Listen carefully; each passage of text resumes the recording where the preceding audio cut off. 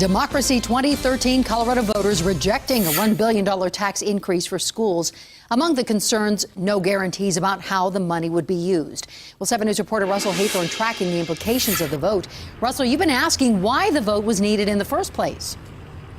And the argument is that public education funding here in Colorado has fallen well behind the national average. Both sides of the aisle here at the state capitol agree that public education funding needs to be a priority, but how to get that money remains the question.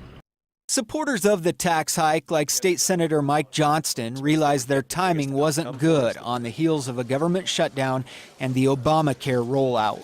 I do think we didn't come at a time where there's a lot of faith in government. I think we thought it was going to be a close election, and it really wasn't. What it means is that Colorado remains in the bottom 5 to 10 out of 50 states for education funding. We're about 46th, 47th, 48th. 20 years ago, we were in the middle of the pack or better, and we've significantly fallen. The simple explanation is that under Tabor, which was approved by voters in '92, state and local governments cannot raise taxes without voter approval and cannot spend revenues collected under existing tax rates. Despite the low funding ranking, Colorado students still perform well. 10th, 20th, 25th on some of the results, depending on reading or math or science. Given the amount of resources that we put into our schools in Colorado, our kids are doing very well. There is not a single state that spends less than us that performs better than us.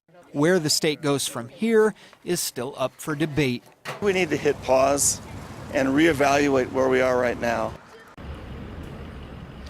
Every county in Colorado voted against this measure with the exception, or this amendment rather, with the exceptions of Denver and Boulder counties. If it had passed, it would have been the largest voter-approved tax hike in state history. Live at the state capitol, Russell Haythorn, 7 News. Thanks, Russell. Meanwhile, school construction in Colorado should get a boost from new taxes on recreational marijuana approved by Colorado voters. Under Proposition AA, once recreational pot sales become legal January 1st, sales will be subject to a 15% pot excise tax and a 10% sales tax on top of the 2.9% state sales tax. $70 million a year in sales taxes are expected to be raised.